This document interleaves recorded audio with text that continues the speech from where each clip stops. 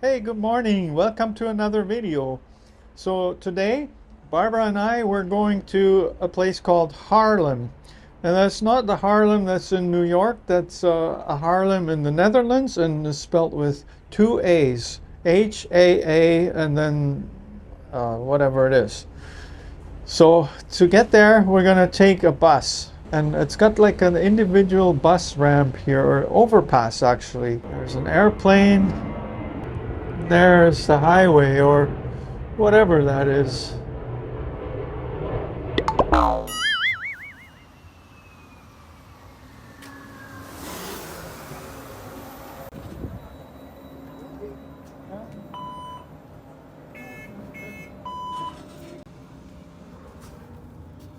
thought you were on the flight. Outside the bus.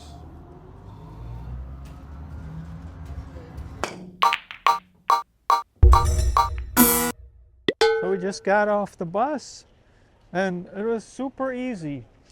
The way it works here, of course, you could probably get a card that has discounts on it and whatnot that you purchase, but to get on the bus and get off, and according to the internet, the price to ride here, like half-hour ride, is €4.71. You just swipe your credit card. It is definitely super easy. And the bus, the bus is very comfortable, clean, makes you feel like you're in a safe place. The Netherlands is a country of over 18 million people.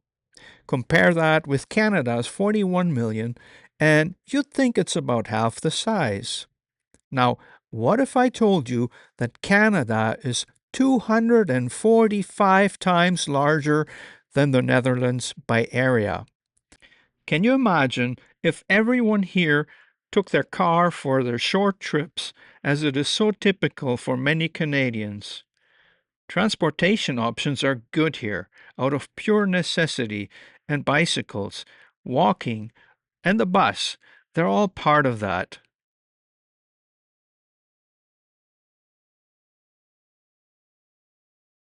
So what we're noticing here is that so far we've seen a lot of streets here that are paved with red bricks. And since we noticed that in Amsterdam and in Hoofddorp, all the bike lanes are red pavement or red brick, we're just wondering, maybe you can leave me a comment if you know. Does it mean that the bicycles have priority here? Because they're definitely motorized vehicles here, but it's a slow zone. Nobody's going through here fast. Look at the road. It's not made for that. But And you'll if see. you're a driver, Say it to the I camera. said, if you're a driver, this lane stops here, it turns left. Yeah. But then ahead of us is a bike lane, and it has lights to tell you which lane to go in. Red says no, if you see George will point at it. But no, you don't go this way. There's only one way you can go in. Kind of neat, like its own traffic lights. See, when this thing is up, you can't get through here with a car. So it looks like right now this street right here is limited to bicycles and pedestrians, but they can open it up. So I don't know if they just open it up for deliveries or if it's like depending the time of day or whatever's going on, but it's a good idea. Maybe that is something that we need in our Canadian cities and North American cities in general. Block off some areas to motorized traffic, save it for pedestrians, because that's what makes a city nice, walkable and safe. Several of you have commented on my previous video about Hoofddorp, pointing out that we had visited one of the ugliest places in all of the Netherlands. I was questioning that because overall, Hoofddorp didn't seem ugly to us. However, walking through Haarlem, I began to understand this a bit better. The traditional architecture, with artworks built right in that is present here, gives this place a real beauty that modern architecture simply can't match. As Canadians, we are reminded that history matters. In our country, a century-old building is about as old as it gets. Over the past few decades, we have lost too many of them to the idea that newer and bigger is always better, and that short-term financial considerations must take priority. Haarlem has more character than any Canadian city could ever hope to achieve, and it took centuries to build that. Well guys, we're gonna see if we can go inside that church just to check it out. Walking through this enormous building, it becomes clear that this is something of a time capsule that has seen many generations come and go. This church is called the Grote Kerk, meaning simply big church. It has a very long and interesting history going back as far as the year 1307, when there used to be a smaller wooden church at this location. At some point in the 14th century, that church was destroyed in a fire. The current building replaced it in 1479, and 80 years later, in 1559, it became a Catholic cathedral for a while. However, that was actually right during the period known as the Protestant Reformation. 19 years later, during the Haarlemse, the church was confiscated and eventually converted into a Protestant one.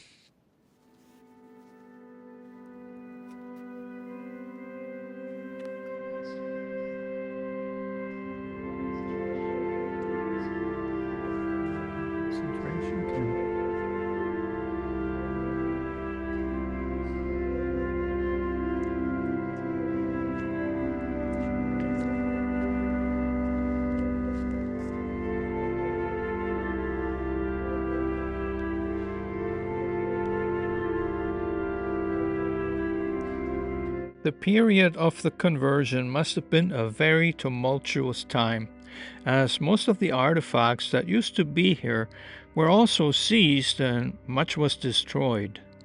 Some pieces are now in the collection of a local museum. Of course, the local Catholics moved and hid away what they could. They had to meet at various smaller churches for some time, but eventually built another cathedral across town.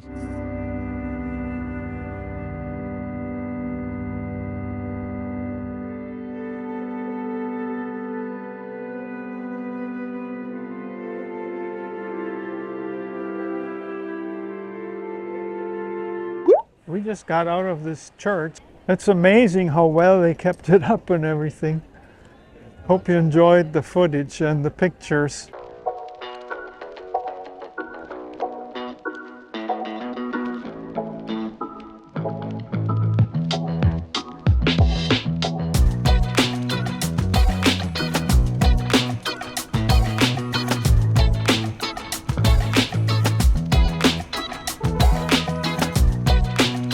Oh, it's probably the prettiest McDonald's I ever seen.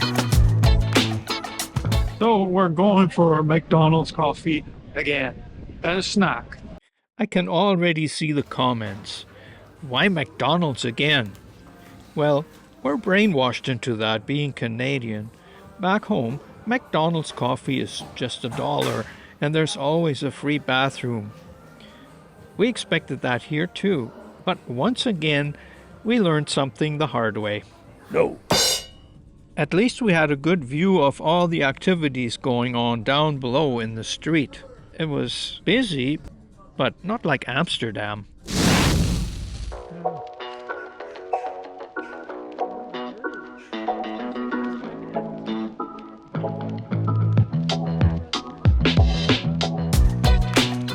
There are vehicles here, but I think they're only there for deliveries and stuff.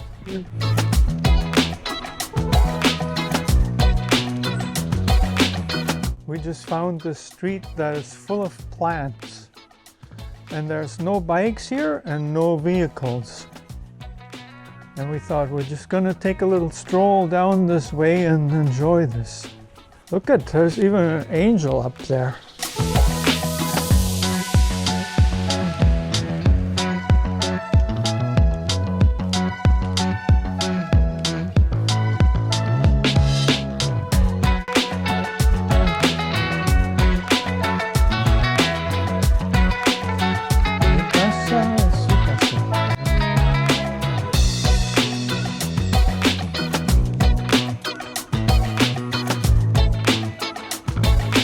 I'll see if they're all compliant with the no bicycles.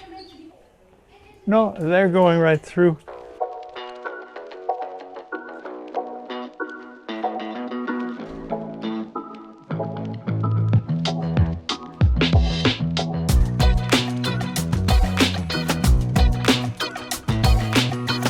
So there's a difference between the bikes you see here and the bikes that we commonly see in Canada, because in Canada you either have a mountain bike or a hybrid bike or you have a gravel bike or whatever, but here they're mostly utility bikes that are used for transportation. And I think in Canada it's coming back, but the bikes that are actually made for transportation, mostly now they're electric bikes. But I think hopefully there'll be more utility bikes in Canada too, because they're a good means of transportation. And I mean, they're all over the place here. Walking around makes you hungry, and as you noticed, we only had a cookie at McDonald's. We're eating local stuff today. Look at this. I'm sitting in front of the Brussels bun place, and we're just gonna have our lunch here, I guess. Barbara ordered the chicken sandwich, or a chicken burger special, and mine is a ox sausage bun. The ox sausage one actually has egg on it too, and Barbara's has tomato slices on there and breaded chicken. Find out. Yeah. And what else can I say? The weather is perfect for a lunch sitting outside on the street, basically. But yeah, we hear the birds and people, no cars.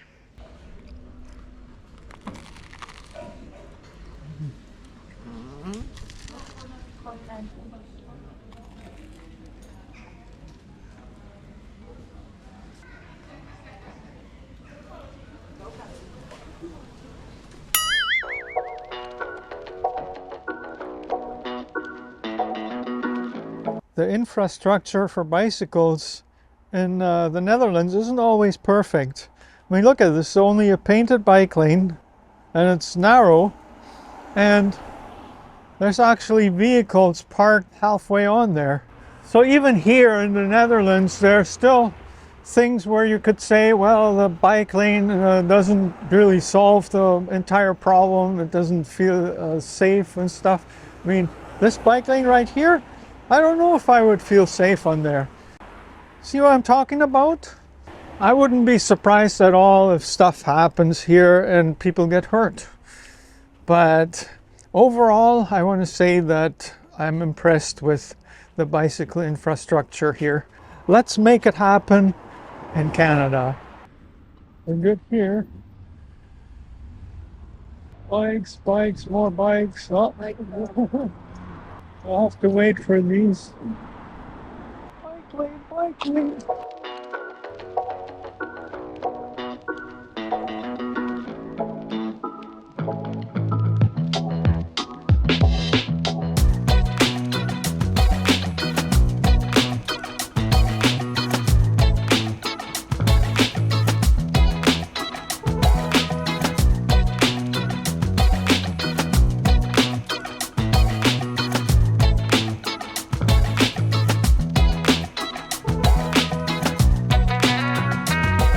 We're not even big fans of any kind of church, but these churches, they're so old and they are such beautiful creations and they're in such great shape. Let's just appreciate the beauty of what is here and what should I say, the size of it, it blows your mind. It's humongous. And that's the second one in town. I mean, we didn't come here planning on visiting churches, but how could you not? Remember what I told you about the history of the Grote Kerk, or the big church, in the center of town? How it was confiscated and transformed into a Protestant church way back in the 1500s? The guys, we're not going to go in there because the visiting hours are Wednesday to Saturday, is it? To Sunday. So today it's Monday, unfortunately. So yeah, you'll be spared this church experience. That's the only way you're going to survive. But I found out some very interesting information about this, because this, what you see behind me now, this is the new Catholic Church. And why is there a new one that is this huge when there's also this other one in the center that we visited earlier? Well, it's because when the Protestant church was founded, the church downtown was taken over by the Protestant religion. So at that moment, the Catholic people in town, they had a problem. They had no more church because now the church was split and the big church in town had turned Protestant. So that's when they started building this.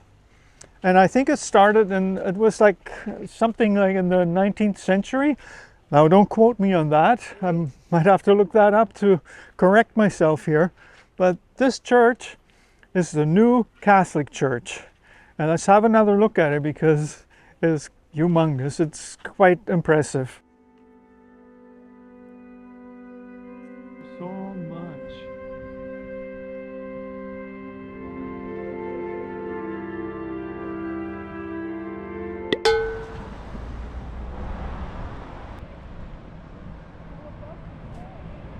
So we're pretty much at the end of our walk through Haarlem.